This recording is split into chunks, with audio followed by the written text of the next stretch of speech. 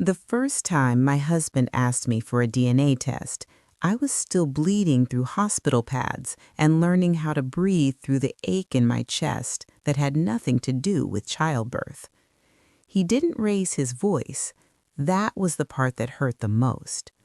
The room smelled like antiseptic and warm formula, and our baby was asleep in the clear plastic bassinet beside my bed, her tiny fists curled like she was holding on to a dream. I was watching her chest rise and fall when I felt the shift in the air, one of those moments when you know something is wrong before a word is spoken. "Can we talk?" he asked. I remember thinking it was strange. We had done nothing but talk for 9 months, about names, about money, about how scared we both were to mess this up. Still, I nodded because that's what you do when the man you married asks you something in a quiet voice. He didn't sit down. He stood by the window, hands in his pockets, staring out at the parking lot like he was gathering courage from the passing cars. "I need you to understand," he said slowly, "that this isn't personal." I laughed then, just a soft, confused breath of a laugh. Nothing felt less personal than that moment. "What isn't?" I asked. He turned toward me, and for the first time since I'd gone into labor, he didn't look like my husband. He looked like a stranger wearing my husband's face. "I want a DNA test," he said, "just to be sure." The silence that followed was so loud I could hear the clock above the door. I stared at him, waiting for the rest of the sentence, for the joke, for the reassurance, for the explanation that made it make sense. None came. "To be sure of what?"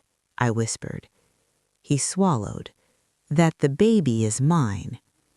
That was the moment something inside me cracked. Not loudly, not dramatically, but in the quiet way glass fractures when the temperature changes too fast. I had just brought his child into the world. I was stitched, sore, exhausted in a way sleep could not fix, and the man who held my hand through contractions was standing there, calmly accusing me of betrayal. Before all of this, my life had been ordinary in the most comforting way. We met in our late 20s, the age when love feels less like fireworks and more like a steady flame. He was practical, careful with money, the kind of man who folded his socks the same way every time. I was warmer, more emotional, prone to overthinking, but quick to forgive.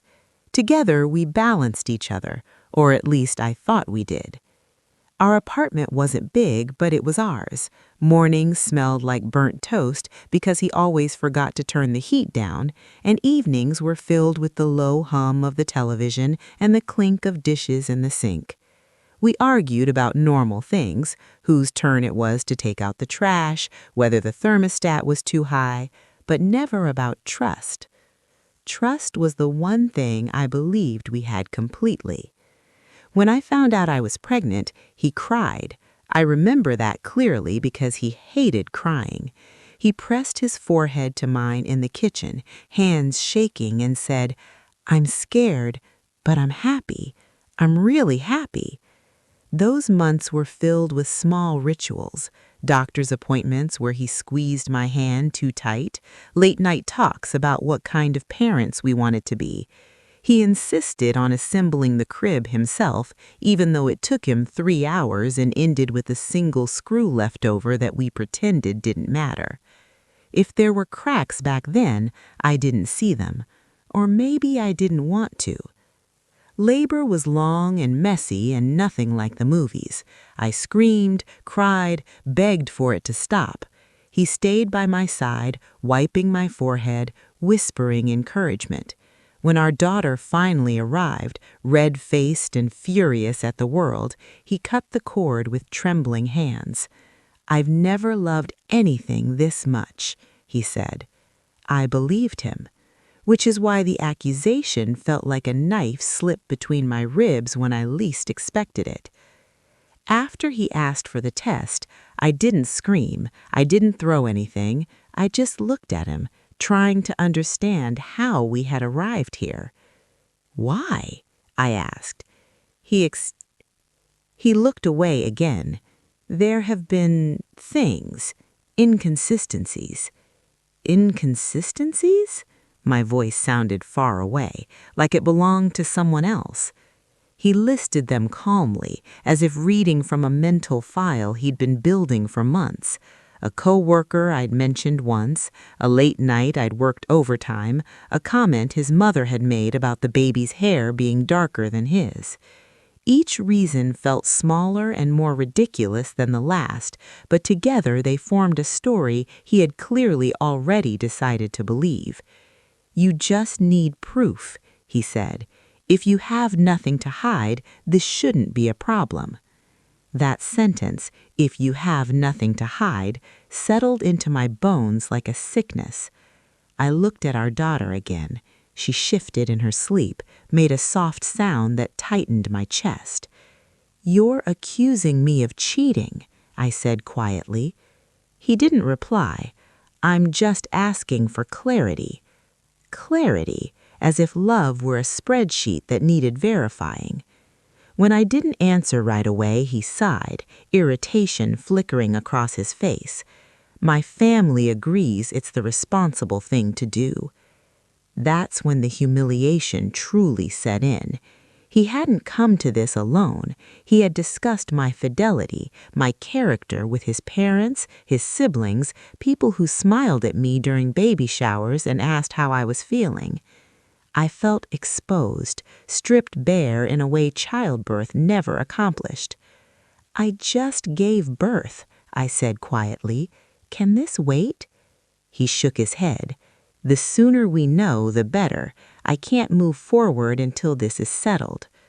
Move forward, as if our marriage was paused, suspended by my supposed guilt. I nodded slowly, not because I agreed, but because I was too tired to fight, too shocked to process the depth of the wound. "Fine," I said. "Do the test." Relief washed over his face quick and unearned. What he didn't understand, what none of them understood, was that by demanding that test, something between us had already been destroyed, even before the results, even before the truth came back to tear his world apart. Because the DNA test would prove more than paternity. It would expose something far deeper. The days after we came home from the hospital felt heavier than the ones before, like the air itself had thickened with something unspoken. Our apartment looked the same: soft baby blankets draped over the couch, a stack of unopened congratulatory cards on the table, but it no longer felt like home. It felt like a waiting room. Every sound was amplified: the whir of the refrigerator, the creak of the floorboards, the baby's cries cutting through the silence like a fragile alarm. He moved around me carefully, politely, the way you do around a stranger you don't want to offend. He changed diapers, warmed bottles, washed his hands too often, but he didn't touch me unless he had to. No hand on my shoulder, no kiss on my forehead, no quiet "you did great" when I winced sitting down. At night, when the baby finally slept, he stayed up scrolling on his phone, the blue light reflecting in his eyes. I lay beside him, awake, staring at the ceiling fan as it spun circles I couldn't escape. I replayed his words over and over in my head. Inconsistencies. Clarity, if you have nothing to hide. Each phrase landed like a verdict. On the third night home, his mother called. I knew it was her before he even answered because his posture changed, shoulders stiff, jaw tight. He stepped into the hallway, but walls are thin and whispers don't stay secret for long. "She agreed to the test," he said quietly. Pause. "Yes, I know, but we have to be careful." Careful? With what? My reputation? My heart? I pressed my pillow into the floor to muffle the sound I made, something between a sob and a breath. By the end of the week, his family's concern had turned into involvement. His sister texted me, "Hope you're doing okay. This must be stressful." No mention of the baby, no mention of me being innocent, just stress, as if the situation were a shared inconvenience instead of a wound they had helped create. When the appointment for the DNA test was scheduled, he didn't ask if the date worked for me. He told me when it was. "Tuesday morning," he said, glancing at his calendar. "I'll drive." I nodded. My body was still healing, my emotions still raw, but apparently that didn't factor into his timeline. The clinic was small and quiet, tucked between a dental office and a dry cleaner. The waiting room smelled like disinfectant and stale coffee. I sat there holding my daughter, watching her blink up at the fluorescent lights, wondering how she would one day learn about this moment, if she ever did. The nurse smiled too brightly. "Here for a paternity test?" I felt my face burn as I nodded. The process was quick. Swabs, paperwork, signatures, clinical efficiency where compassion should have been. As they took the sample from our daughter, she whimpered, and my heart lurched. I kissed her head, whispering apologies she didn't understand. He stood nearby, arms crossed, eyes fixed on the wall. Not once did he say, "I'm sorry you're going through this." After the test, the waiting began. 2 weeks, they said. 2 weeks for results. 2 weeks felt like an eternity when you're living inside doubt that isn't yours. He grew colder as the days passed, more distant. Conversations were reduced to logistics, feeding schedules, grocery lists, bills. We existed in the same space without truly seeing each other. One evening, I found him on the phone again, voice low. "If it's not mine," he said, "I'll file immediately." I stood in the doorway, unseen, my heart pounding. "Yes, I've already talked to a lawyer." The room tilted. Lawyer, divorce, plans made without me. When he noticed me standing there, he ended the call abruptly.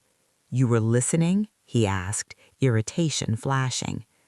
"I live here," I said softly. "It's hard not to hear." He rubbed his face. "I just need to be prepared." "For what?" I asked. "For being wrong?" His eyes hardened. "Let's not do this." But it was already being done, every day, with every assumption he made about me. That night, I didn't sleep. I lay awake, holding my daughter, counting her breaths, wondering how a marriage could unravel so completely without a single affair, without a single lie on my part. I thought about all the moments I defended him to friends when they said he was emotionally distant, all the times I'd chosen patience instead of confrontation, all the trust I'd given freely. And I realized something quite devastating. Even if the test came back proving what I already knew, I wasn't sure how we would go back to the way things were.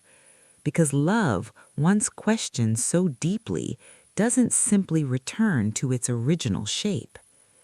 The call came on a Thursday afternoon. I was rocking the baby when his phone rang. He looked at the screen, then at me. "It's the clinic," he said. My heart began to race, not with fear, but with a strange, heavy calm.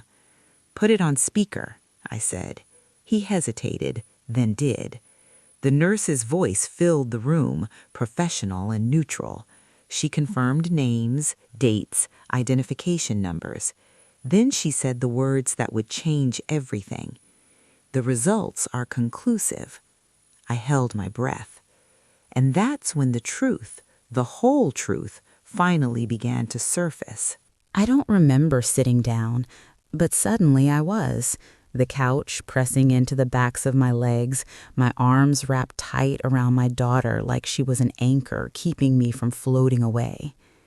"The probability of paternity is 99.9%. The words hung in the air, clean and clinical, stripped of emotion. For a moment, no one spoke. Not the nurse, not my husband, not me. Then the nurse continued, "The child is biologically yours, sir." I closed my eyes. Not in relief, I'd never doubted the truth, but in exhaustion, the kind that seeps into your bones when a storm finally passes, leaving damage you don't yet know how to measure. My husband exhaled sharply, like he'd been punched in the chest. "So, it's mine?" he said, as if repeating it might soften the blow.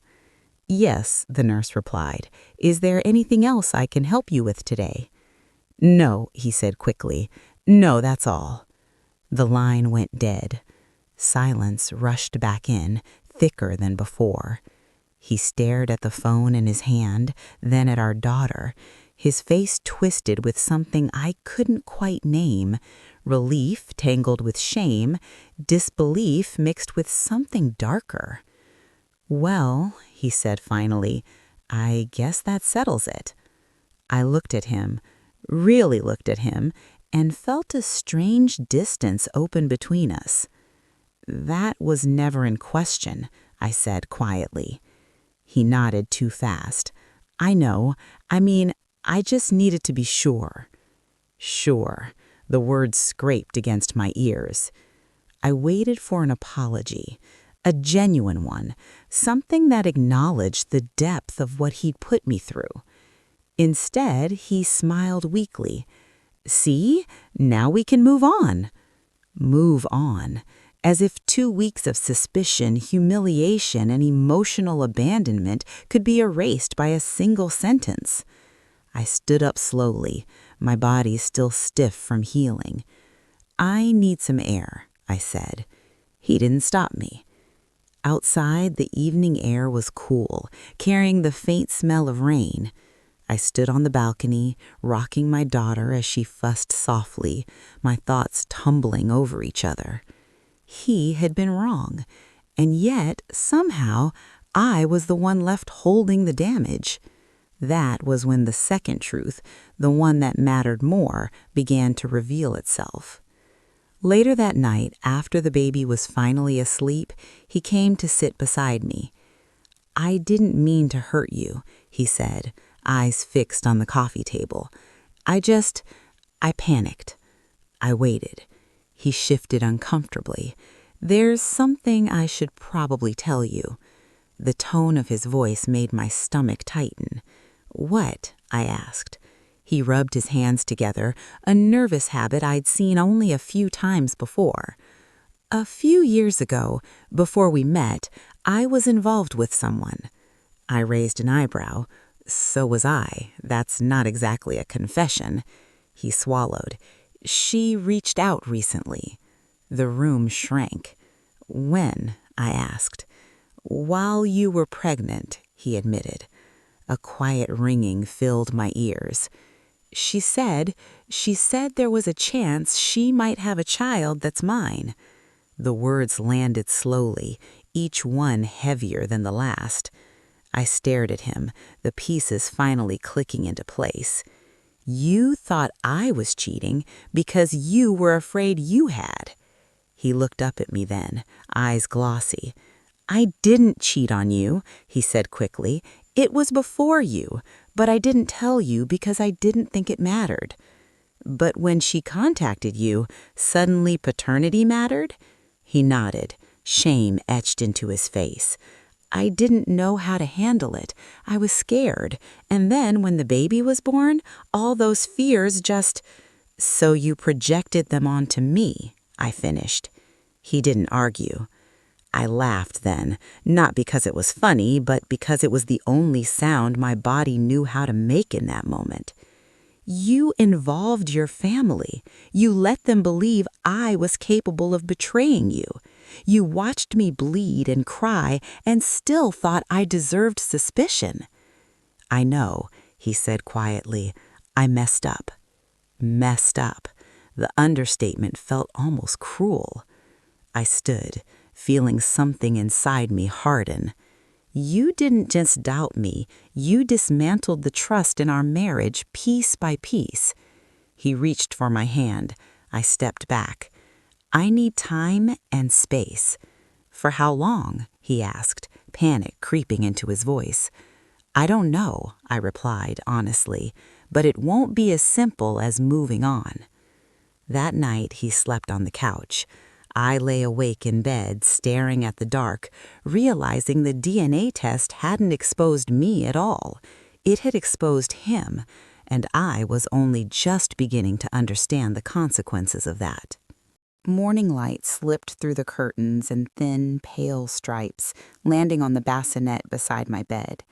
My daughter stirred, making a soft sound that pulled me out of a shallow, restless sleep.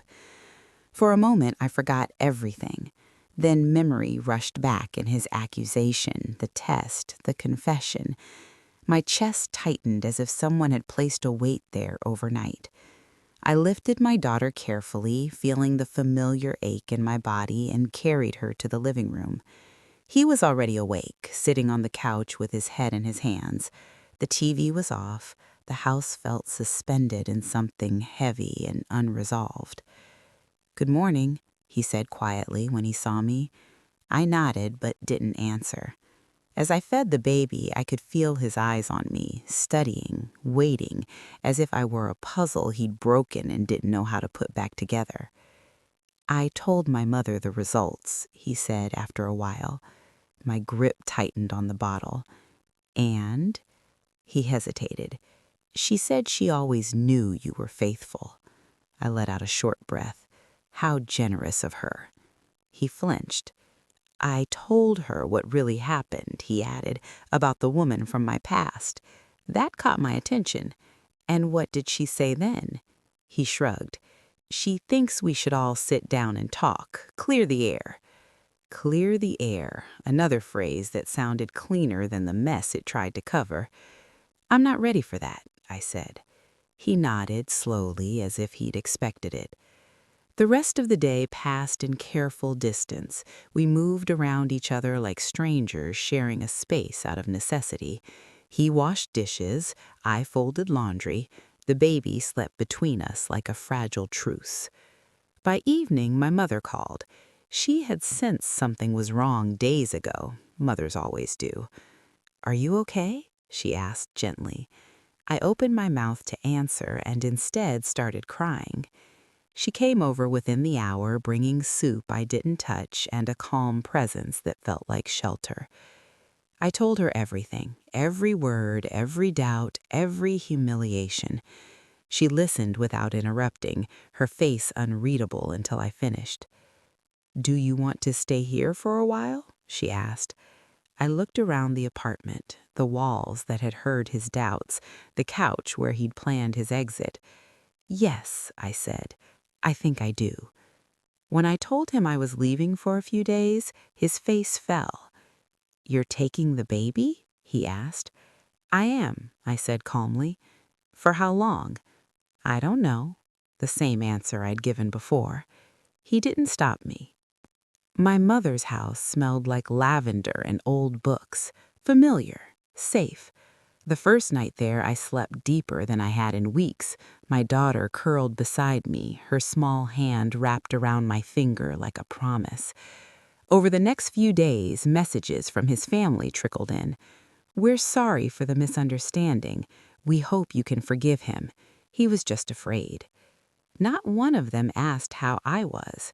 Not one of them acknowledged the damage done. He texted too. Apologies, explanations, promises to do better. I read them all, but didn't respond.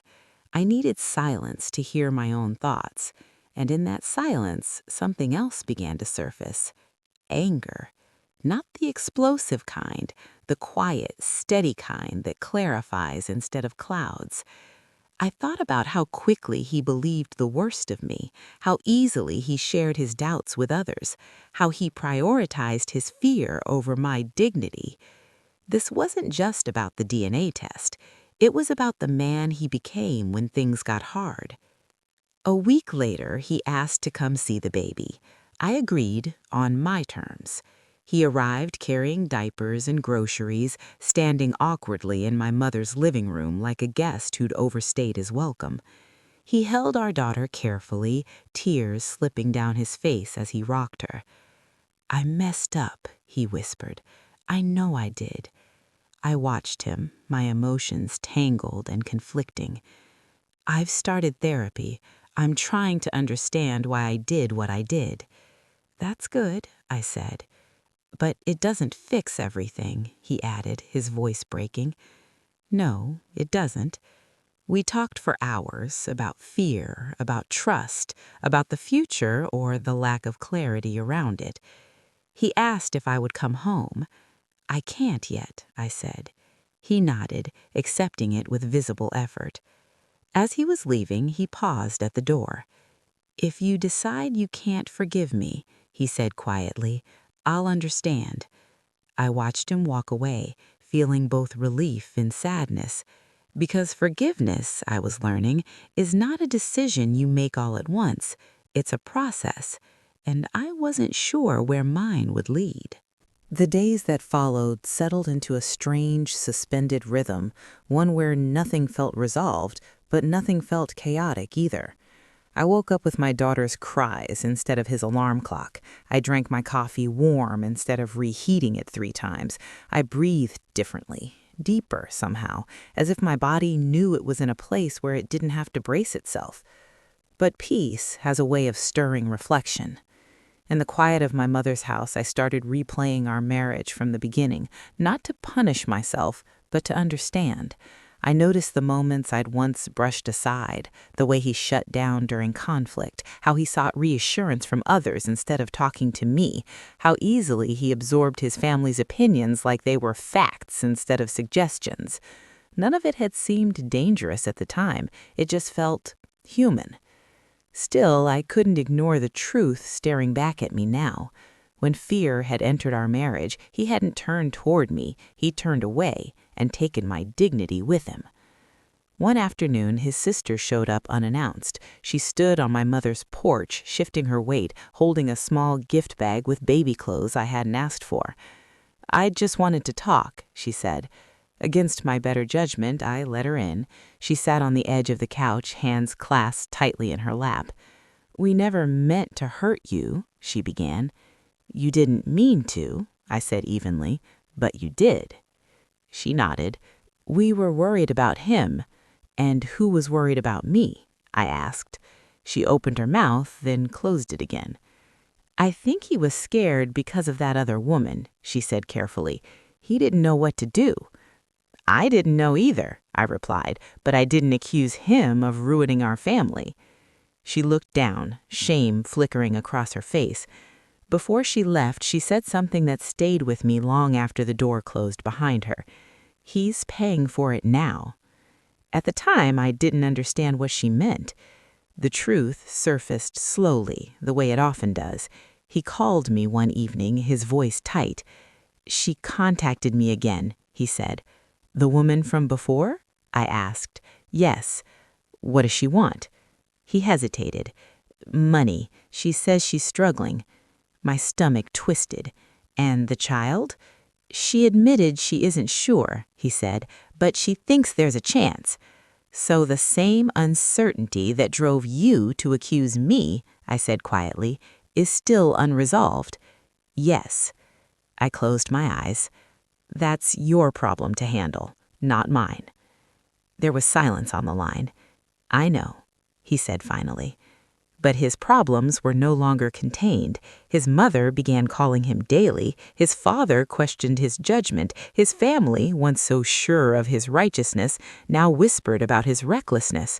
The same people who had doubted me now doubted him. And I watched from a distance, feeling no satisfaction, only a solemn understanding of how quickly trust evaporates when mishandled. Weeks passed. I focused on healing, on my daughter's first smiles, on small joys, walks in the late afternoon sun, the sound of my mother humming while she cooked. He continued therapy. He sent updates I didn't ask for, progress reports as if growth could be quantified and submitted for approval. One night, I asked myself the hardest question yet. If he became the man he should have been all along, would I still want him? The answer wasn't immediate, but it came. Not as anger, not as bitterness, as clarity. I loved him, but love was no longer enough. Love without trust is just longing, and longing is not a foundation. When I finally agreed to meet him again, alone, without the baby, it was at a quiet cafe halfway between our two worlds. He looked thinner, tired. "I'm not here to ask you to come back," he said as soon as we sat down. "I just want to listen." I nodded, then listened carefully. I told him how exposed I'd felt, how his accusation had followed me into motherhood like a shadow, how I questioned myself now in ways I never had before. He cried, openly, without defensiveness. "I thought the test would protect me. I didn't realize it would cost me everything." "You didn't lose everything," I replied. "You lost the version of our marriage that existed before doubt." That version was gone, and no test could bring it back. As we parted that day, there was no dramatic goodbye, no promises, just a quiet understanding. Something had shifted permanently, and while I didn't yet know what the final outcome would be, I knew this: the truth had come out, and it was doing exactly what truth always does, rearranging lives. The hardest part of separation isn't the loneliness people imagine. It's the constant redefinition. Every day I had to decide who I was now. Wife or not, partner or simply mother, hopeful or realistic. Some mornings I woke up with a strange lightness, surprised by how calm I felt. Other days, grief settled into my chest without warning, quiet and heavy, like fog that refused to lift. He didn't come by unannounced anymore. He asked. He waited. He respected boundaries he once didn't believe applied to him. That alone told me something had changed. Still, change doesn't erase consequences. One afternoon, as I was folding laundry in my mother's spare room, my phone buzzed with a message from an unfamiliar number. "This is Claire." My heart skipped. I knew the name before my mind caught up. "I think we need to talk." I stared at the screen for a long time before replying. "About what?" The response came quickly. "About him and the damage we've both lived with." Against my instincts, I agreed to meet. Not for her, for myself. We met in a public place, a cafe with large windows and neutral music. She arrived first, sitting stiffly, hands wrapped around a cup she hadn't touched. She looked nothing like the threat I'd imagined in my darkest moments.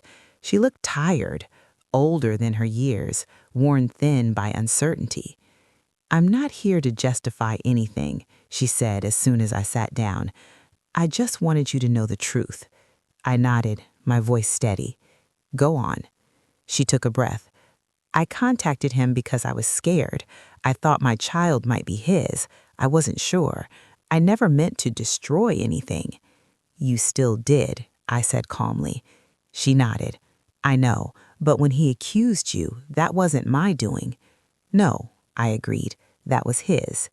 She looked relieved by that distinction. "There's no child," she said quietly. "I confirmed it. He knows now." I felt something loosen inside me, not relief exactly, but closure. "I wanted you to hear it from me," she added, "not through him." I stared at her face, searching for malice and finding only regret. "Thank you," I said finally. When I left, the sky was overcast, the air thick with the promise of rain. I stood outside for a moment, letting it settle over me. That chapter was closed. When I told him about the meeting, he went silent. "She told you herself?" he asked. "Yes." He exhaled slowly. "I don't deserve your grace." "No," I said honestly, "but I'm not doing this for you." That night, I realized something important. His guilt had become his prison. My healing didn't require me to stay locked inside it with him. The public consequences came quietly, not explosively. His family stopped offering opinions. Friends who once nodded along with his doubts now avoided the topic altogether. His reputation as the careful, reasonable one had cracked. not because of the DNA test, but because of how he handled doubt. At a family gathering months later, I overheard his aunt whisper, "He should have trusted her." That sentence followed him everywhere, and I didn't feel triumph. I felt sad. Sad for the man who let fear override love. Sad for the family that learned too late how dangerous unchecked suspicion can be. As for me, I began rebuilding in small, deliberate ways. I found a new routine, morning walks with a stroller, evening baths filled with soft laughter.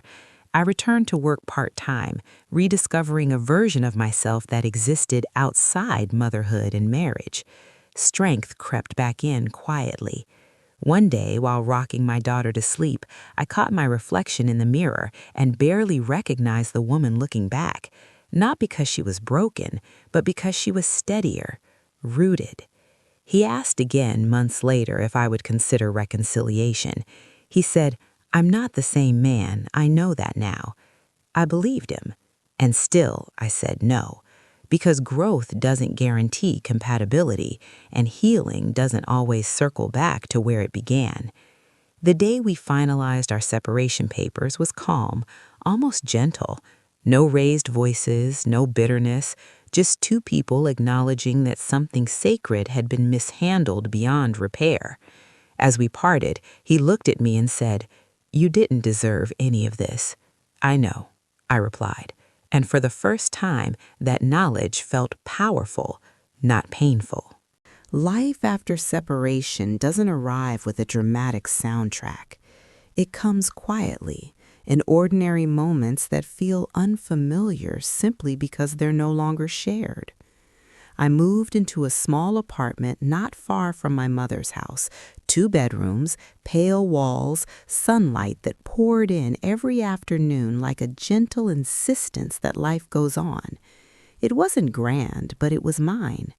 The first night there, I sat on the floor surrounded by half-unpacked boxes, my daughter asleep beside me, and felt something close to pride.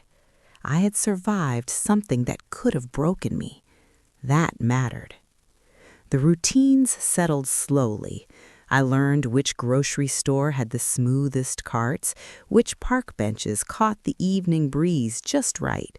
I memorized the creak in the hallway floor and the hum of the old air conditioner. These details grounded me. They reminded me that stability isn't always loud. It's often quiet and consistent. He visited our daughter on a schedule we agreed on together. He was gentle with her, attentive in ways that told me fatherhood mattered deeply to him. I never doubted his love for her. What I doubted still was his ability to love without suspicion. One afternoon, as he buckled her into her car seat, he hesitated. "I want you to know," he said carefully, "I talked to my therapist about you, about what I did." "That's good," I replied. "I don't expect forgiveness," he added, "but I want to be accountable." Accountability. The word sounded different now, less like an apology and more like a responsibility he was finally learning to carry. People around us struggled to understand the separation. "Why didn't you just forgive him?" one friend asked gently over coffee. "He was wrong, but he didn't cheat," another said. I listened without defending myself, because the truth is, betrayal isn't measured solely by actions, it's measured by impact. And the impact of his doubt had altered something fundamental inside me. At night, after my daughter fell asleep, I often sat by the window and reflected, not on anger, but on lessons. I learned that trust isn't proven by tests, it's proven by restraint. That love doesn't demand evidence. When fear shows up, it offers reassurance. That dignity, once stripped away publicly, takes time to rebuild privately. Months later, I attended a family gathering on his side for our daughter's sake. The room felt different. Conversations softened when I entered. Eyes lingered longer than necessary. His mother approached me near the kitchen. "I owe you an apology," she said quietly. I waited. "I should have defended you," she continued. "Instead, I supported his doubts." "Yes," I said, "you should have." She nodded, tears welling. "I'm sorry." I accepted the apology, not because it erased the past, but because carrying resentment would only tether me to it. We stood in silence for a moment, then she reached out and squeezed my hand, and for the first time it felt sincere. Later that evening, I watched him across the room, laughing softly with our daughter in his arms. He looked at me, our eyes meeting briefly. There was regret there, and respect. Some relationships don't end in hatred. They end in understanding. That night, back in my apartment, I wrote in a journal I'd kept hidden for months. I wrote about the woman I used to be, the one who believed love alone could protect her from doubt. Then I wrote about the woman I was becoming, a woman who knew her worth without needing validation, a woman who understood that peace sometimes comes from letting go, not holding on. As I closed the journal, my daughter stirred in her sleep, making a soft sound that made my heart swell. "I'll teach you better," I whispered. "I'll teach you to trust yourself." Time did what it always does. It softened the edges without erasing the truth. I didn't regret leaving, and I didn't regret loving him once. Both things could be true. Because healing isn't about rewriting the past, it's about refusing to let it define your future. There's a moment in healing that no one warns you about, the moment when pain stops being sharp and starts being quiet. It sneaks up on you. One day you realize you went hours without thinking about what happened, then a whole afternoon, then suddenly a full day passes where the weight in your chest never fully arrives. That was when I knew I was changing, not forgetting, but transforming. My daughter grew quickly, the way all babies do. Her first laugh startled me so much I cried right along with her. Her first attempt at crawling ended in a faceplant and a look of pure offense, as if the floor had betrayed her. Motherhood anchored me in the present. It didn't allow me the luxury of living too long in the past. Every milestone felt like a quiet victory. I wasn't just raising her, I was rebuilding myself alongside her. One afternoon, while sorting through old paperwork, I found the DNA test results folded neatly in an envelope I'd forgotten to throw away. I stared at it for a long time. Once that paper had represented humiliation, fear, and doubt, proof demanded instead of trust. Now it felt irrelevant.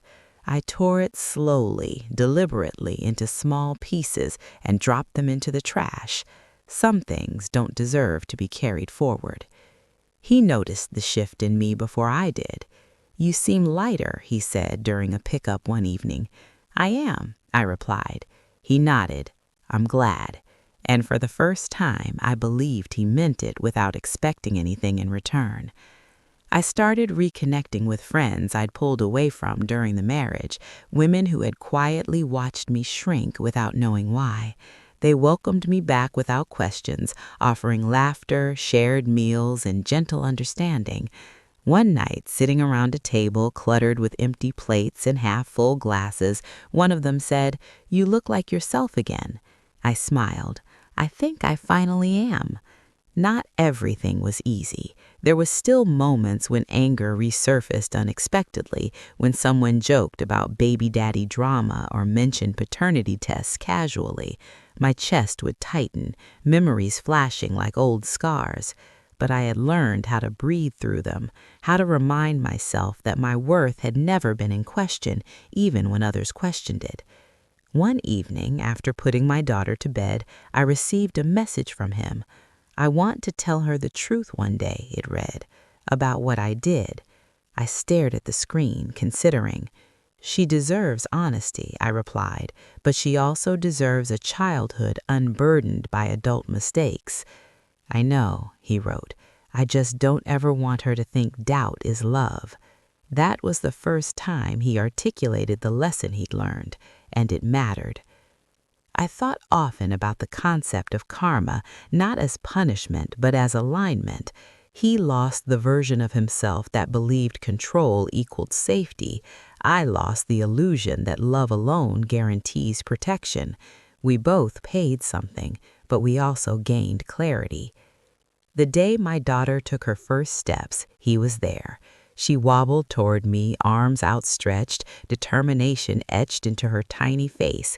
When she reached me, I scooped her up, laughing through tears. He applauded softly from behind. In that moment, there was no resentment, no regret, just shared pride. Later that night, as I tucked her into bed, I thought about the future. It no longer scared me. It felt open. Possibilities stretched ahead, unmarked and unwritten, and for the first time since that hospital room, I felt certain of one thing. I would never again allow someone else's fear to define my truth. As my daughter grew, so did the questions from others and from myself. People were curious in the careful way adults get when they know something ended but don't know why. They asked about my situation, my arrangement, my co-parenting journey. I answered politely, selectively. The details of my pain weren't community property. But privately, I wrestled with one lingering thought. Could I ever trust deeply again? Not just him, but anyone. The first time I considered dating again, it wasn't because I was lonely. It was because I realized I wasn't afraid anymore. A friend mentioned someone casually. No pressure, no setup, just a name. I sat with the idea for days, turning it over gently, the way you test water before stepping in. In the end, I declined. Not because I wasn't ready, but because I didn't want to rush healing into companionship. That choice felt powerful. My daughter began to speak in fragments, half words, and determined babble. Every time she said mama, something in me healed a little more. She knew me as safe, as certain. That mattered more than any relationship status ever could. He continued to show up consistently, not grand gestures, not apologies repeated until they lost meaning. Consistency. And I learned to appreciate that without mistaking it for reconciliation. We talked openly about schedules, boundaries, decisions. Respect replaced resentment slowly, intentionally. One afternoon, during a handoff, he said, "I'm grateful you didn't poison her against me." I looked at him steadily. "She deserves better than our mistakes." He nodded. "So do you." That night, after my daughter fell asleep, I sat with that sentence. So do you. For a long time, I'd framed my strength around survival, what I endured, what I escaped. But now, strength felt quieter. It felt like discernment. At a community gathering months later, I overheard a woman talking animatedly about her husband demanding a DNA test just to be sure. The words landed like an echo. I felt my body tense, but instead of shutting down, I turned toward the sound. "I went through that," I said gently. The woman looked startled. "Really?" "Yes," I replied, "and I can tell you it changes things." She listened, truly listened. Afterward, she hugged me tightly and whispered, "Thank you for being honest." In that moment, my story transformed again. It became something useful. Healing, I learned, doesn't end when pain stops. It deepens when purpose appears. I started volunteering, quietly supporting women navigating betrayal, postpartum vulnerability, and emotional abandonment. I didn't preach, I listened. Sometimes that's all healing requires. One evening, my daughter fell asleep early, and I found myself sitting in silence, tea cooling in my hands. I thought back to the hospital room, to the woman I was then, exhausted, hopeful, blindsided. I wanted to reach through time and tell her something. You will survive this. But more than that, you will grow from it. The DNA test had been meant to expose me. Instead, it stripped away illusions, and what remained, though harder, was real. There are anniversaries you remember without meaning to. The date my daughter was born, the day I moved into my own apartment, and the day the DNA test results came back. That last one surprised me when it surfaced again, not with pain, but with a quiet awareness that time had passed. A full year had come and gone since that phone call, since the truth landed in our living room and split my life into before and after. I didn't mark it on a calendar. My body remembered it anyway. That morning, I took my daughter to the park. The air was crisp, leaves crunching beneath the stroller wheels. She laughed as I pushed her on the swing, her joy so full and uncomplicated that it filled the space around us. Watching her, I realized something important. She would never know the version of me who accepted doubt as love. That version of me was gone. Later that day, he called, not knowing the significance of the date. I wanted to check in, he said, see how you're doing. I'm okay, I replied, and this time it wasn't a performance. We talked about our daughter's new words, her stubborn independence, the way she insisted on doing things herself and got frustrated when the world didn't cooperate. She gets that from you, he said, with a faint smile in his voice. I accepted the compliment without deflecting. Yes, I said, she does. That evening, after bedtime, I opened the old journal again. I reread entries written in raw ink, pages full of confusion, grief, disbelief. I didn't judge that woman. I honored her. She had done the best she could with the information and strength she had at the time. Then I wrote something new. Trust is not blind faith. It is earned safety. Writing it felt like closure. Around that time, I was offered an opportunity at work, more responsibility, more visibility. A year earlier, I would have declined, convinced it was too much during such instability. This time, I said yes, not because life was perfect, but because I trusted myself to handle imperfection. At a co-parenting workshop we attended together, the facilitator asked a simple question. What do you want your child to learn from watching how you treat each other? The room went quiet. He looked at me, waiting. Respect, I said, even when love changes. He nodded, especially then. After the session, he stopped me outside. I don't regret becoming a father, he said, but I regret the man I was when it mattered most.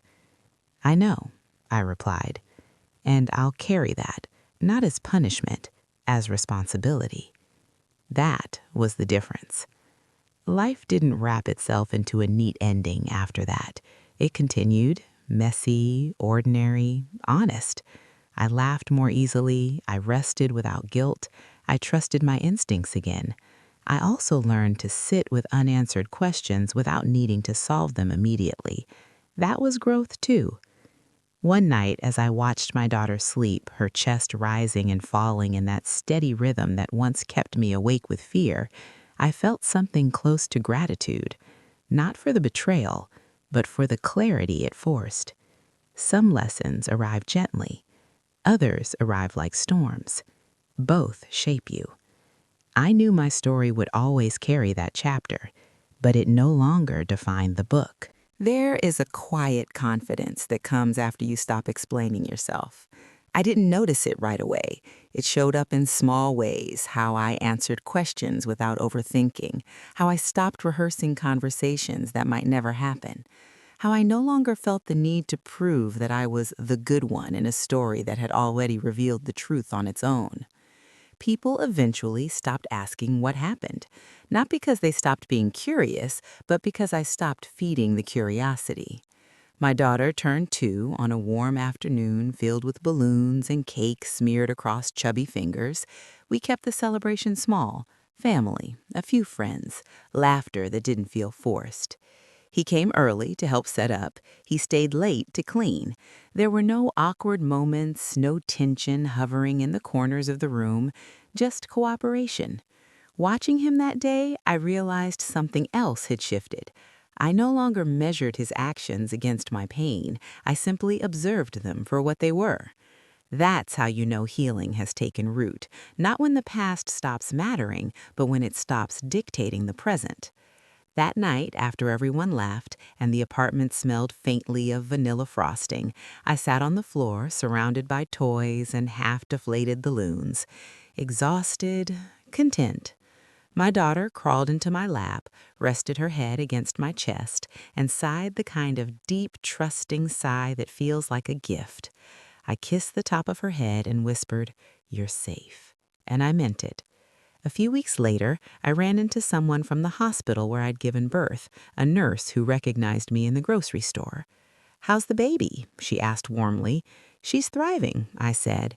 "And you?" she asked, her tone shifting just enough to show she remembered more than she let on. "I am too," I replied. That answer surprised me with its truth. The conversation about the DNA test resurfaced one final time, unexpectedly during a family dinner on his side. An uncle, unaware of boundaries, joked, "Well, at least you know for sure now, right?" The table went silent. I set my fork down gently. "What we know for sure," I said calmly, "is that trust matters more than proof." No anger, no accusation, just truth. He looked down embarrassed. His mother cleared her throat. No one laughed, and no one ever brought it up again. Later that night, he called. "Thank you," he said quietly. "For what?" "For not humiliating me," he replied, "even when you could have." I considered that. "I didn't spare you," I said. "I spared myself." There was a long pause. "I understand," he said, and I believed that he did. In the months that followed, something unexpected happened. I stopped replaying the story in my head. The DNA test no longer felt like a wound. The accusation no longer echoed in my thoughts. The betrayal no longer sat in my chest like unfinished business. It had become a chapter, closed, bound, placed on the shelf. One evening, while journaling, I wrote a question to myself. What did this experience give me that I didn't have before? The answer came easily: discernment, boundaries, self-trust, and perhaps most importantly, the understanding that love without safety is not love at all. I watched my daughter draw on the floor that night, her tongue poking out in concentration, and I felt an overwhelming sense of responsibility, not just to raise her, but to model something better. To show her that being chosen does not mean being questioned, that respect is not conditional, that her worth will never need validation from suspicion. When I turned off the lights and crawled into bed, I felt something I hadn't felt in a long time. Certainty. Not about the future, not about relationships, but about myself. And that, I realized, was enough.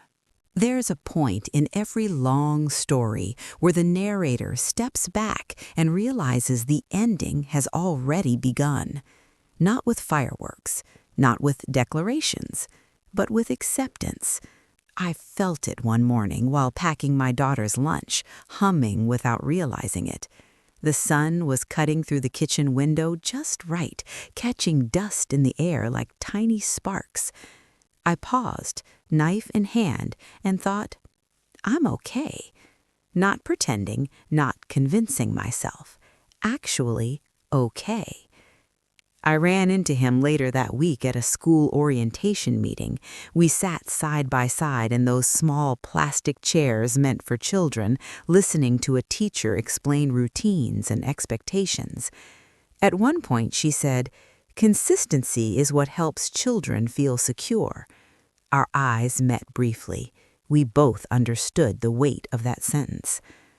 Afterward, we walked out together, our daughter between us, holding each of our hands. "I'm glad we figured this out," he said. "So am I replied, and I meant it, not because everything turned out the way I once imagined, but because it turned out honest. That honesty extended inward, too. I began therapy myself, not because I was broken, but because I wanted to be intentional about healing, about understanding why I'd stayed quiet when doubt crept in, why I'd accepted emotional distance as normal. My therapist asked me once, "What did you fear losing if you confronted him earlier?" The answer came slowly. "I thought love meant endurance," I said. She nodded. "Sometimes love means discernment." That sentence followed me home. I noticed how my daughter reacted to conflict, even small ones, how she watched faces, how she sensed tension. Children absorb everything. So I became mindful, not perfect, but present. I spoke kindly about her father. I spoke honestly about feelings. I modeled repair when I made mistakes. That felt like redemption, not dramatic, but real. One afternoon, a neighbor asked me, "Do you think you'll ever remarry?" I smiled thoughtfully. "I think I'll only ever partner with someone who doesn't need proof to believe me," I said. She laughed softly. "Fair enough." As the years edged forward, the story lost its sharpness, not because it faded, but because it settled. The DNA test became something I referenced less and less. When I did, it wasn't with bitterness, but clarity. It was the moment my marriage revealed its fault line. And fault lines aren't failures, they're truths beneath the surface. He and I developed a rhythm that worked. Holidays split evenly, decisions discussed respectfully. No power struggles, no manipulation, just cooperation.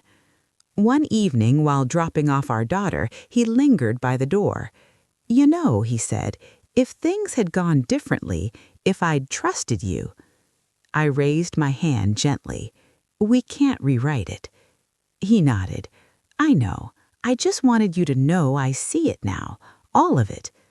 "I know you do," I said. And that was enough. That night, after my daughter fell asleep, I sat on the balcony with a blanket around my shoulders, listening to the city hum below. I thought about how close I'd come to losing myself trying to prove my innocence.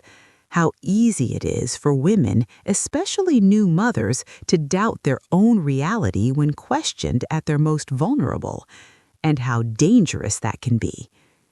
If there was a lesson carved deepest into me, it was this: you don't owe proof of your character to someone who benefits from doubting it. Trust is not a reward for good behavior, it's the baseline of love. I closed my eyes, breathed in the cool night air, and felt gratitude, not for what happened, but for who I became because I refused to stay silent. Some stories don't end with reconciliation. They end with self-respect. And that, I realized, is its own kind of happy ending.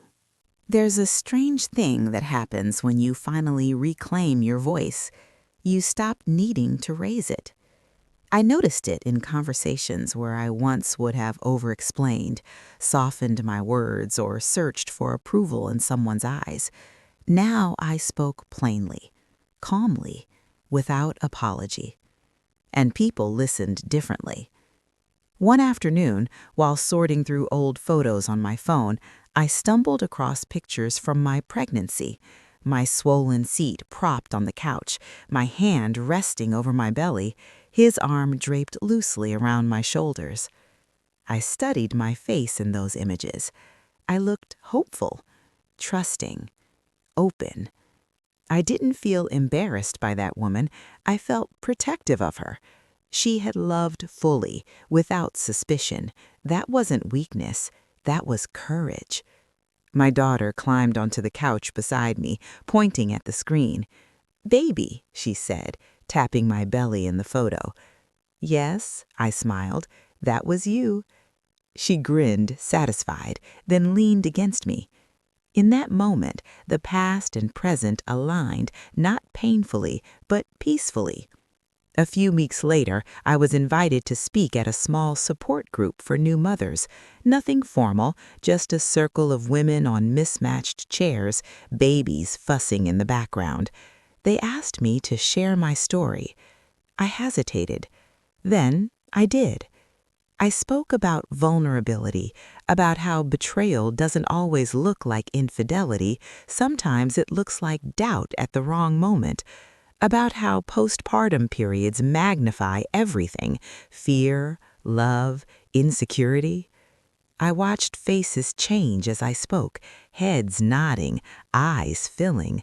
One woman whispered, "Thank you for saying what we're afraid to say." That stayed with me. Later that evening, I thought about how shame thrives in silence, how easily it had crept in when my integrity was questioned, and how quickly it dissolved once I spoke the truth out loud.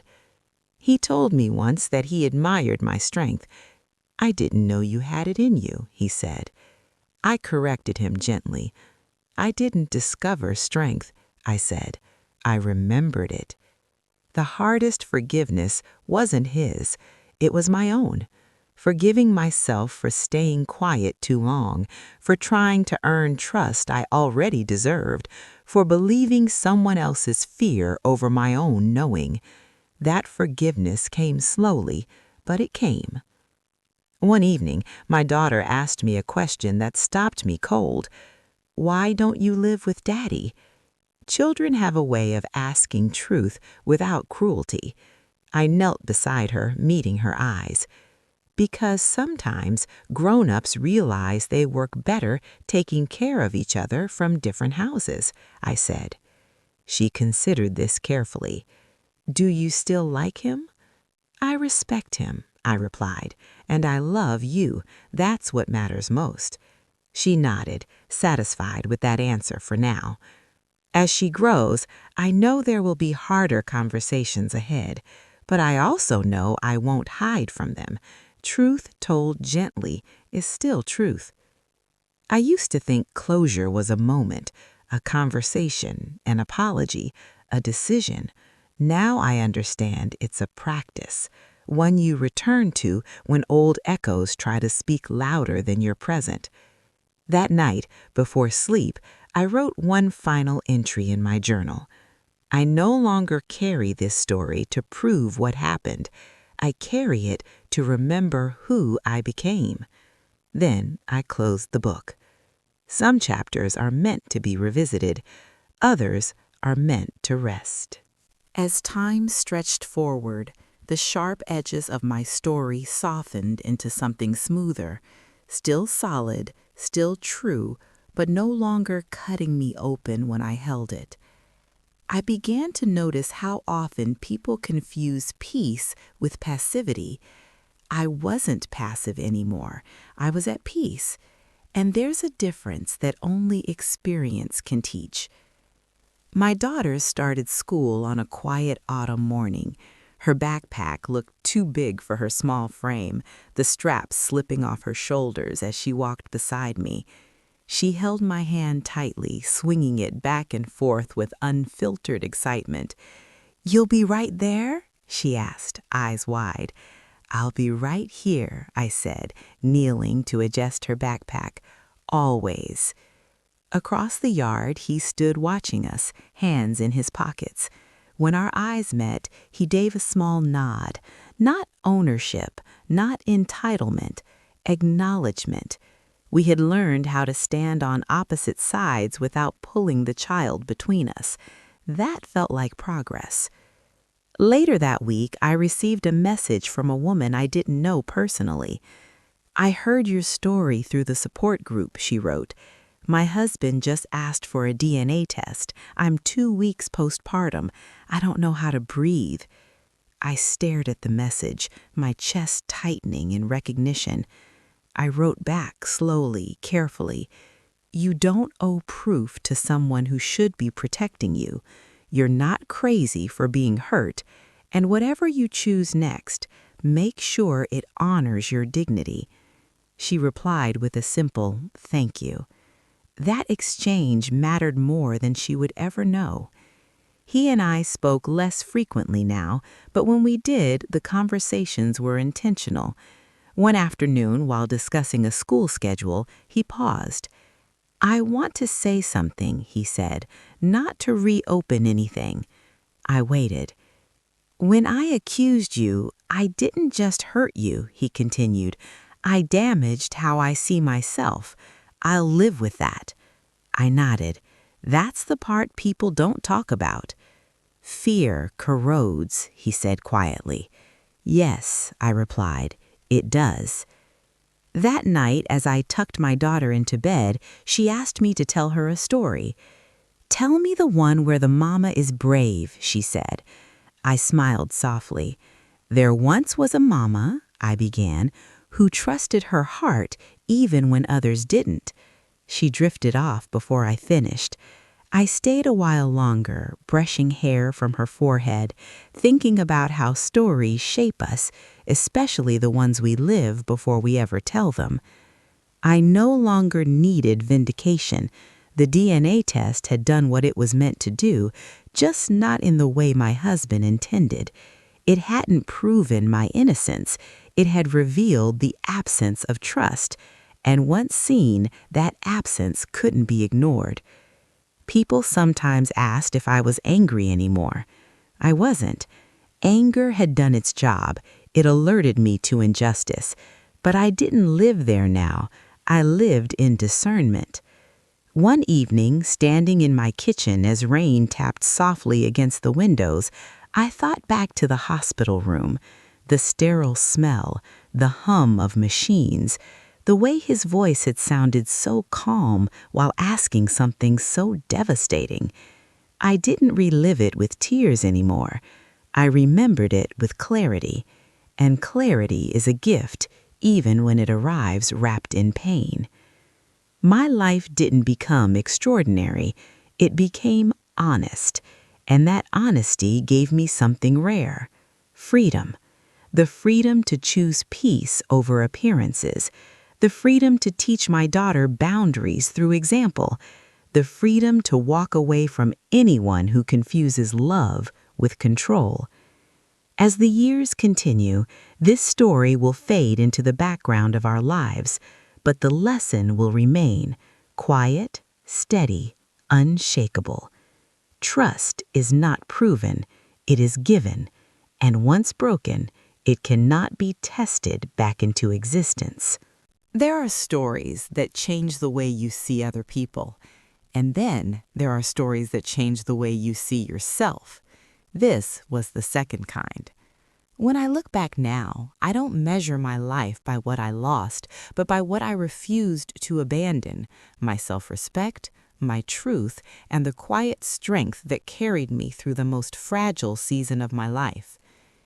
I used to believe that love meant endurance, that if I could just hold on long enough, explain myself clearly enough, sacrifice deeply enough, I would earn certainty. But certainty never comes from being tested. It comes from being trusted. I think often about that hospital room, the way the light fell across the floor, the steady beep of machines, the weight of my newborn on my chest. That should have been a sacred moment, one protected by tenderness. Instead, it became a moment of reckoning. And yet even there, something in me stayed whole. I didn't know it at the time, then now I see it clearly. If you're listening to this and you've ever had your integrity questioned during your most vulnerable moment, after childbirth, during illness, while grieving, I want you to hear this gently. Your worth does not require evidence. Your faithfulness does not need a laboratory. And your dignity is not something someone else gets to put on trial. The DNA test told the truth, yes, but it also revealed something deeper. It showed what happens when fear is allowed to speak louder than love, when suspicion is chosen over protection, when someone prepares for war in a moment that calls for grace. I don't tell this story to paint myself as flawless. I had doubts. I stayed quiet too long. I tried to be understanding when I should have demanded understanding in return. But growth isn't about perfection, it's about recognition. And once I recognized that trust had been replaced by control, I knew the marriage I believed in no longer existed. There was no dramatic revenge, no raised voices in public, no satisfaction in watching someone fall. There was only the slow, steady act of choosing myself, and sometimes that's the bravest thing you can do. Today, my life is quieter.